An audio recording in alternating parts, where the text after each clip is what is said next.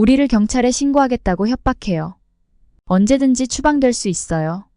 그래서 우리는 조용히 일을 계속할 수밖에 없죠. 시카고에서 기자활동을 하고 있는 로라는 한국과 태국에서 어떤 일이 벌어지고 있는지, 어떤 점을 느꼈는지 한번 같이 파헤쳐 볼까요? 안녕하세요. 제 이름은 로란입니다.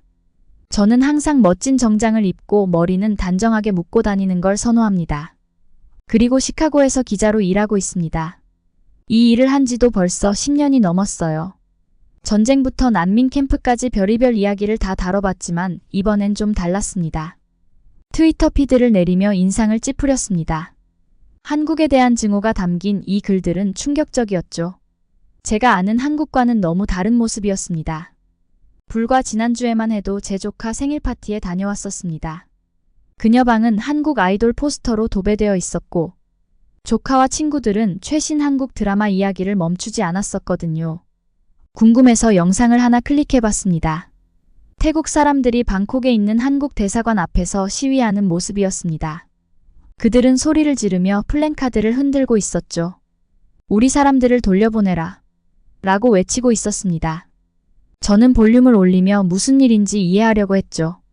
영상을 보다가 문득 방콕에서의 시간이 떠올랐습니다. 대학 시절 거기서 인턴십을 했었거든요. 그 당시 만났던 태국의 젊은이들은 모두 한국에서 일하는 꿈을 꾸고 있었습니다. 그들은 한국 음악, TV 프로그램, 패션을 사랑했어요. 한국은 더 나은 일자리와 높은 임금을 제공할 나라로 여겨졌죠. 그런데 지금은 대체 무슨 일이 있었던 걸까요? 왜 이제 와서 태국 사람들이 한국을 반대하고 있는 거죠? 뭔가 앞뒤가 맞지 않았습니다. 기자로서의 직감이 발동했죠. 이건 단순한 일이 아니었습니다. 휴대폰을 집어들고 편집장인 존에게 전화를 걸었습니다. 여보세요, 존. 다음 특종을 찾은 것 같아요. 그래? 존은 흥미로워하면서도 신중한 태도였습니다. 제가 너무 열정적으로 나서면 경계해야 한다는 걸 존은 알고 있거든요. 무슨 이야기인데? 태국하고 한국 사이에 뭔가 이상한 일이 벌어지고 있어요. 제가 설명했습니다. 태국 사람들이 한국을 반대하는 시위를 하고 있어요. 태국으로 돌아가게 해달라고 한국 기업들에게 요구하고 있죠. 존이 생각에 잠긴 듯 말했어요. 그거 참 이상하네. 왜 그런지 알고 있어? 아직은 모르겠어요. 제가 인정했습니다. 하지만 알아내고 싶어요. 서울과 방콕으로 가는 비행기표를 끊어줄 수 있어요? 전화기 저편에서 잠시 침묵이 흘렀습니다. 저는 숨을 죽이고 기다렸죠. 드디어 존이 입을 열었어요. 좋아, 로란. 내 직감이 맞을 거야. 이게 기사로로 발전할 거라면 가봐야지. 사라한테 비행기표를 예약하라고 할게. 저는 미소를 지으며 들뜬 마음을 숨기지 못했습니다. 고마워요, 존. 후회하지 않으실 거예요. 전화를 끊고 의자에 기대어 앉았습니다. 머릿속엔 온갖 생각들이 떠올랐죠. 대체 태국과 한국 사이에 무슨 일이 벌어지고 있는 걸까? 왜 한때 한국을 동경하던 태국 사람들이 이렇게 화를 내고 있는 걸까? 자, 시작입니다. 출발하기 전에 현재 상황을 최대한 파악을 해야 합니다. 기사들을 하나씩 읽을수록 혼란은 더 커졌습니다. 공식적인 보도들은 제가 시위 영상에서 본 것과 일치하지 않았죠. 겉으로 드러나지 않은 뭔가가 분명히 있었습니다. 이제 이건 단순한 해시태그에 관한 문제가 아니었어요. 실제 사람들의 삶에 영향을 미치는 복잡한 상황을 이해해야 하는 일이었죠. 시계를 힐끗 봤습니다. 시간이 꽤 늦었지만 멈출 수 없었죠. 내일은 비행기를 타야 하고 풀어야 할 미스터리가 있었으니까요.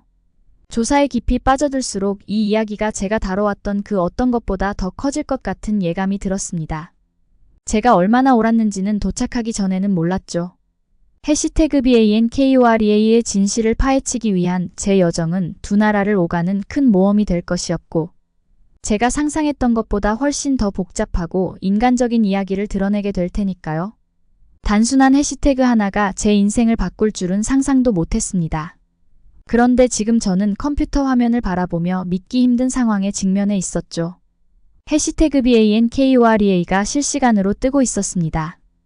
도무지 이해가 되질 않았어요. 여기서 제 기자의 촉이 발동하였습니다.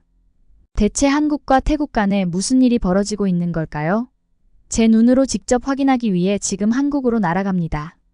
비행기에서 내려 서울에 도착하자마자 분위기가 완전히 다르다는 걸 느낄 수 있었습니다. 첫 인터뷰를 위해 지하철을 타고 가면서도 주위를 둘러보지 않을 수 없었습니다. 모든 것이 너무나 깨끗하고 현대적이었죠.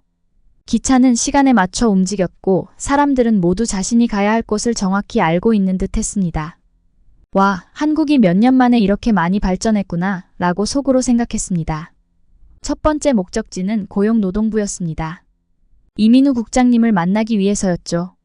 고위 공무원을 인터뷰하는 건 처음이라 약간 긴장되었습니다. 국장님 사무실은 생각보다 단순했지만 창밖으로 보이는 서울의 전경은 놀라웠죠. 고층 빌딩들이 하늘을 향해 뻗어나가는 모습이 한눈에 들어왔거든요. 시간 내주셔서 감사합니다. 이 국장님, 제가 자신감을 내보이려 애쓰며 말했습니다. 그는 미소 지으며 자리에 앉으라고 손짓했습니다. 저야말로 기쁩니다. 로란 기자님, 저희 정책을 설명할 기회는 언제나 환영합니다. 저는 노트와 펜을 꺼냈어요.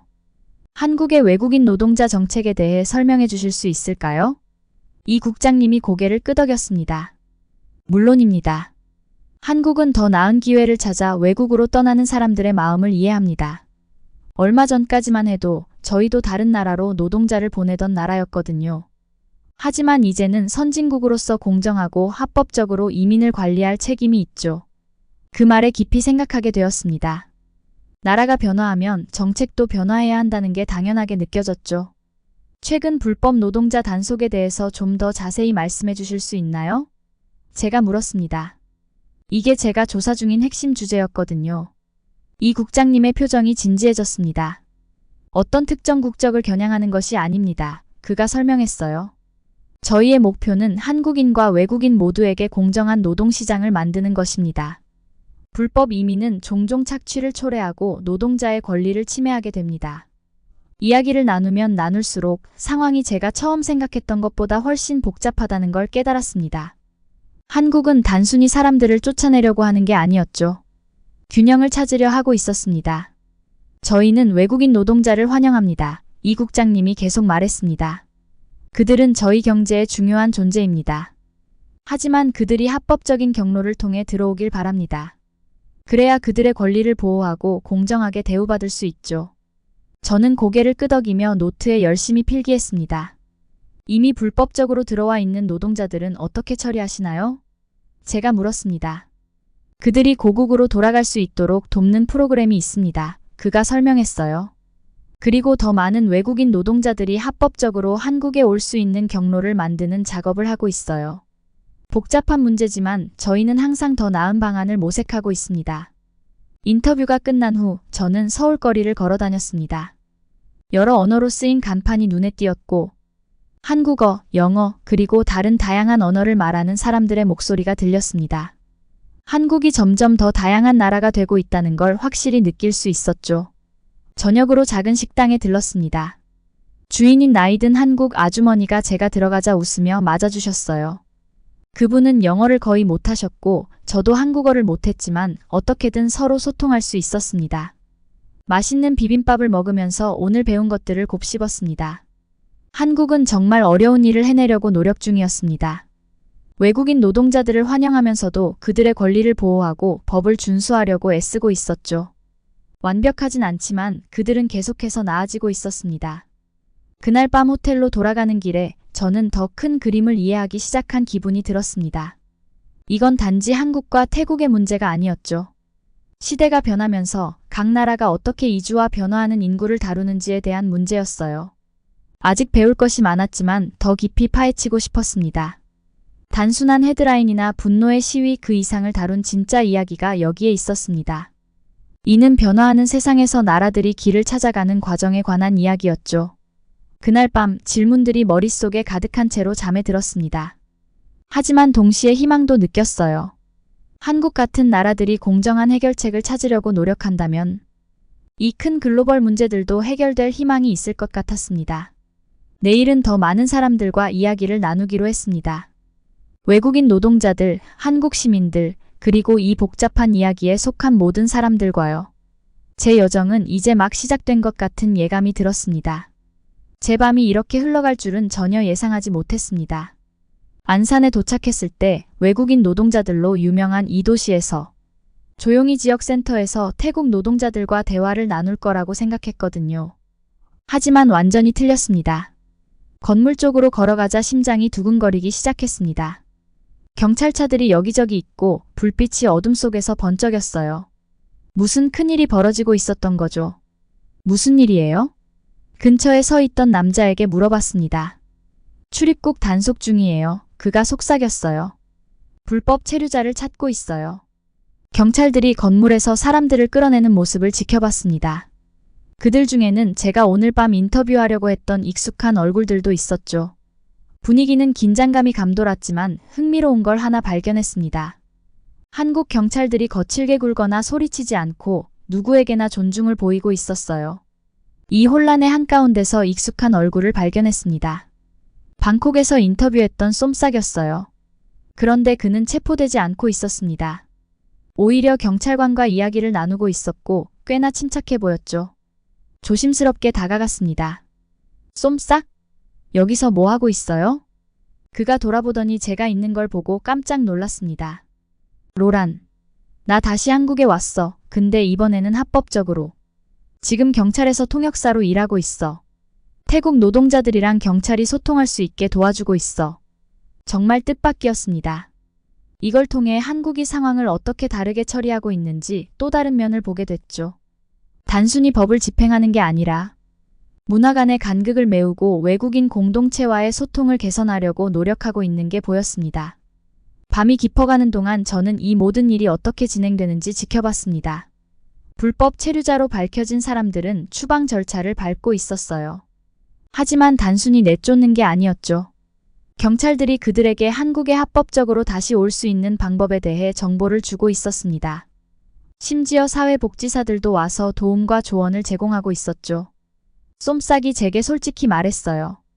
완벽하진 않아. 하지만 다른 나라들에서 불법 체류자들이 받는 대우에 비하면 훨씬 나아. 한국은 법을 집행하면서도 인간적으로 대하려고 균형을 맞추려고 해. 몇 시간을 더 지켜보며 메모를 했습니다. 보면 볼수록 이 상황이 얼마나 복잡한지 깨달았어요. 한편으로는 한국이 출입국 법을 엄격하게 집행하고 있었지만 동시에 사람들의 존엄성을 존중하려고 노력하고 있었습니다. 체포된 노동자 몇 명과 이야기를 나눴어요. 대부분 겁에 질려 있었지만 그 누구도 부당한 대우를 받았다고 불평하지 않았습니다. 한 여성은 제게 이렇게 말했어요. 내 비자가 만료된 후에 남아있는 게 위험하다는 건 알고 있었어요. 떠나게 돼서 슬프지만 왜 이렇게 하는지 이해합니다. 경찰들은 인내심을 갖고 통역사들 덕분에 각자의 언어로 모든 절차를 설명해주고 있었습니다. 그들은 모두가 자신의 권리와 앞으로 벌어질 일에 대해 충분히 이해하도록 했어요. 밤이 깊어지면서 다른 나라에서 봤던 상황과 자연스레 비교하게 되었습니다. 많은 곳에서 출입국 단속은 폭력적이고 혼란스럽게 이루어지죠.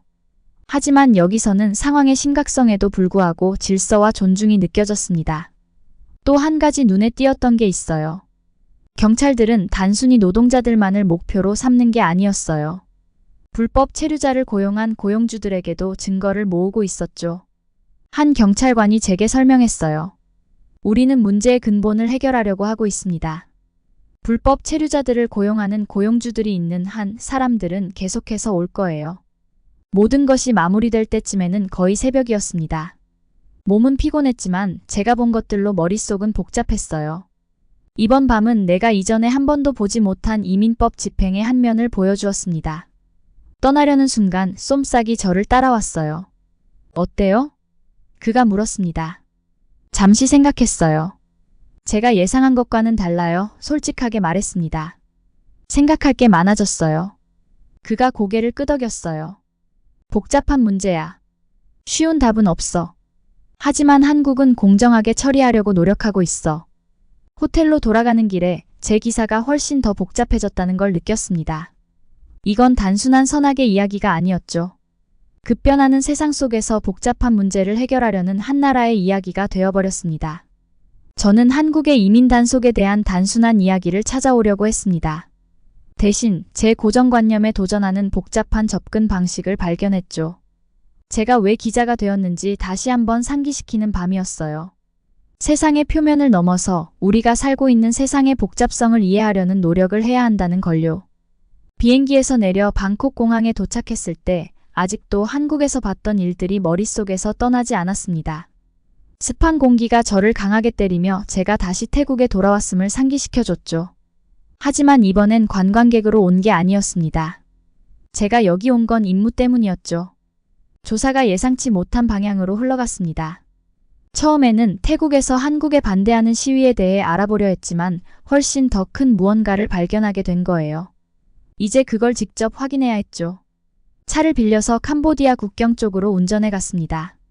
도시를 떠나자마자 풍경이 달라졌어요. 양옆으로 펼쳐진 푸른 들판이 보였고 멀리에는 안개에 쌓인 산들이 보였습니다. 몇 시간 후 작은 마을에 도착했어요. 겉으로 보기에는 평범한 곳이었죠. 시장과 오토바이가 가득한 거리들. 하지만 그곳에는 비밀이 숨겨져 있다는 걸 알고 있었죠. 작은 카페에서 마야를 만났어요. 그녀는 25살밖에 안 된 젊은 캄보디아 여성인데 커피를 저으면서도 긴장한 기색이 역력했습니다.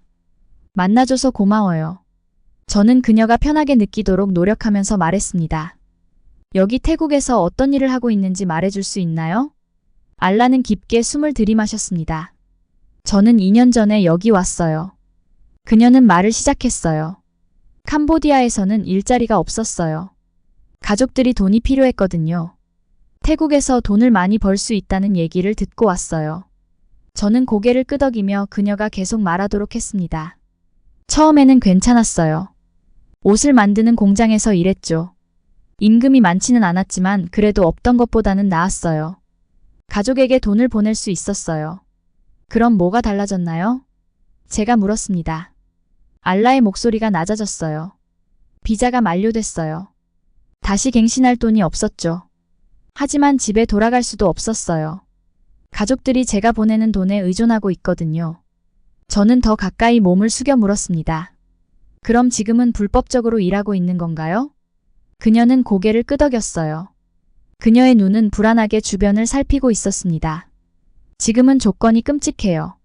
하루에 12시간씩 때로는 그 이상을 일해요. 임금은 태국인 노동자들보다 절반도 안 돼요.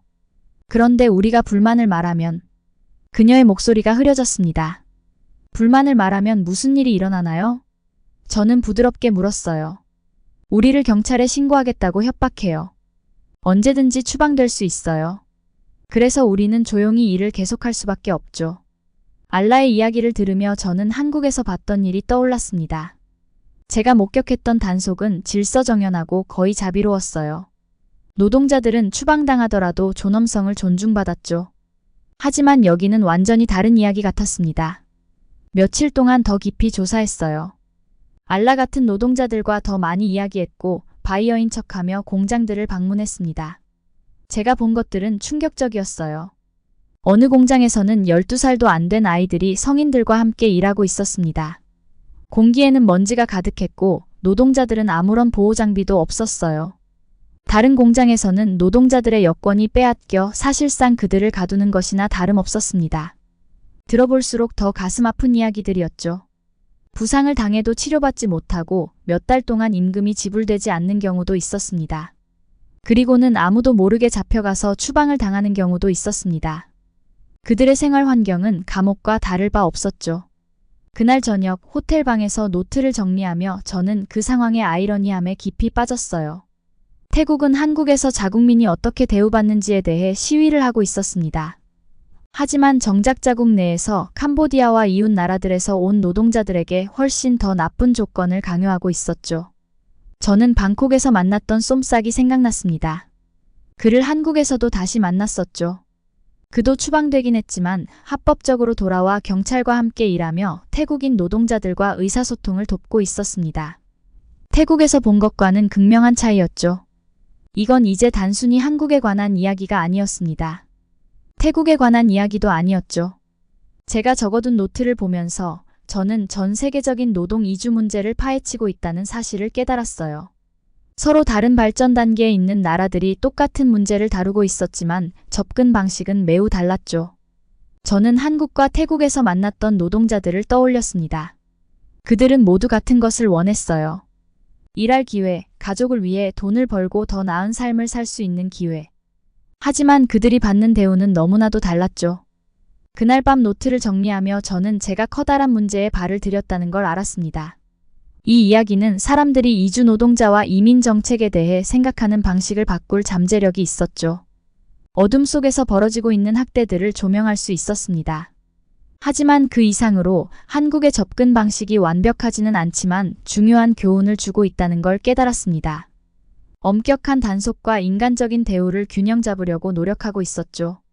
합법적인 노동 경로를 만들고 불법 노동자를 착취하는 고용주들을 단속하려고 했죠.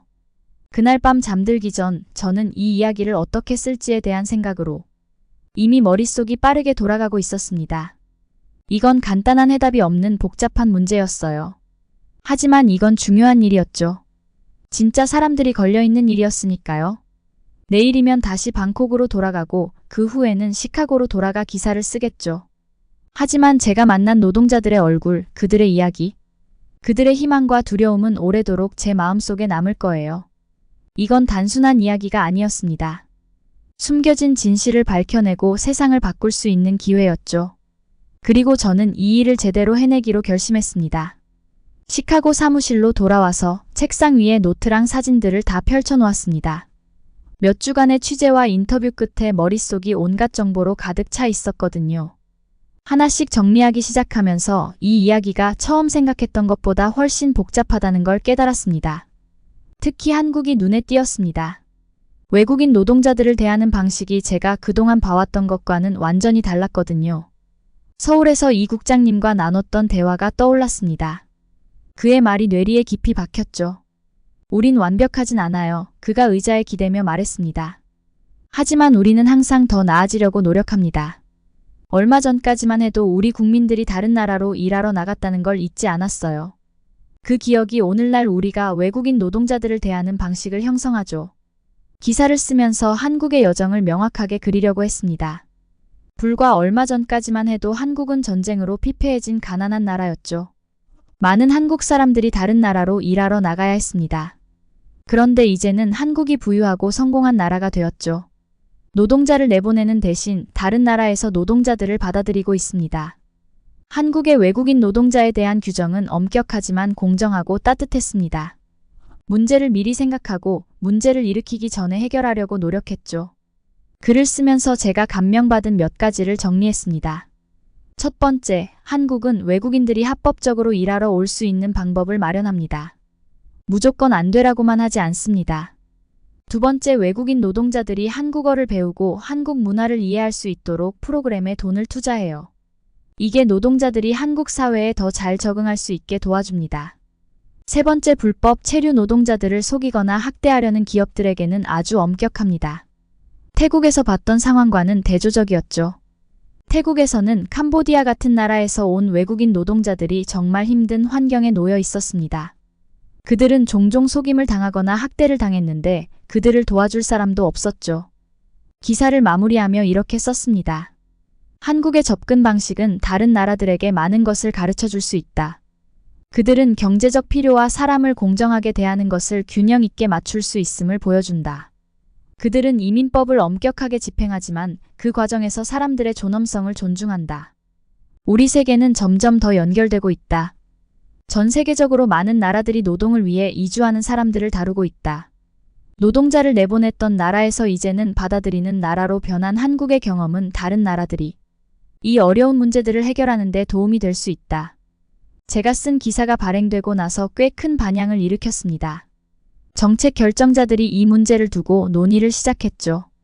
몇몇 나라는 한국의 법을 본받아 법을 바꾸자는 이야기까지 나왔죠. 저한테는 이번 이야기가 단순한 하나의 기사가 아니었습니다. 왜 제가 기자가 되었는지를 다시 한번 깨닫게 해줬거든요. 우리는 복잡한 문제에 빛을 비출 수 있고 다른 나라에서 벌어지고 있는 일들을 사람들이 이해할 수 있게 도와줄 수 있습니다. 제 기사를 향한 반응들이 쏟아져 나오는 걸 보면서 자부심을 느꼈습니다. 처음엔 트위터에서 화난 해시태그를 보고 호기심이 생긴 것뿐이었는데 결국 대륙을 넘나드는 이야기를 하게 되었습니다. 사람들의 생각을 도전하게 만들었고 더 공정하고 친절한 방식으로 이 문제를 해결할 희망을 제시했죠. 하지만 이 이야기가 여기서 끝이 아니라는 걸 알았어요. 세상은 항상 변하잖아요. 새로운 도전들이 찾아올 거예요. 한국이 앞으로도 엄격한 법과 따뜻한 대우 사이의 균형을 계속 유지할 수 있을까요? 태국과 비슷한 문제를 겪고 있는 다른 나라들은 한국의 예를 보고 배울까요? 아니면 여전히 기존 방식을 고수할까요? 이런 질문들은 저로 하여금 저널리즘이 절대 끝나지 않는다는 걸 깨닫게 해줬습니다. 언제나 더 밝혀야 할 것들이 있고 더 이해해야 할 것들이 있습니다. 그날 밤 노트북을 닫으면서 벌써 다음 이야기가 어디로 절 데려갈지 생각하고 있었습니다. 어떤 새로운 시각을 얻게 될까요? 한 가지는 분명했습니다. 글로벌 노동과 이주는 복잡하고 계속해서 변화하는 주제라는 것. 하지만 이런 문제들의 빛을 비추면 어느 나라 출신이든 어디로 가든 모든 노동자들이 존엄과 존중을 받을 수 있는 미래를 만들 수 있습니다. 그날 저녁 집으로 향하면서 저는 다시 한번 사명감을 느꼈습니다. 아직 해야 할 이야기가 많고 밝혀야 할 진실도 많습니다. 그리고 저는 그 다음에 올 일에 준비가 되어 있었죠. 쏨싹이 제게 했던 말이 떠올랐습니다. 그는 한국이 자신을 추방한 걸 원망하지 않았죠. 이제 그 이유를 알 것 같았습니다. 한국은 잔인한 게 아니라 모두에게 공정한 시스템을 만들기 위해 애쓰고 있었던 거였습니다. 이 점을 받아들일 수 있을지 없을지는 머지않은 미래에 결정나게 될 것입니다. 다음엔 일본과 중국으로 취재를 나가 한국과의 차이를 분명히 보고 오고 싶습니다. 긴 이야기를 들어주셔서 감사합니다. 재미있으셨다면 좋아요와 구독 부탁드립니다.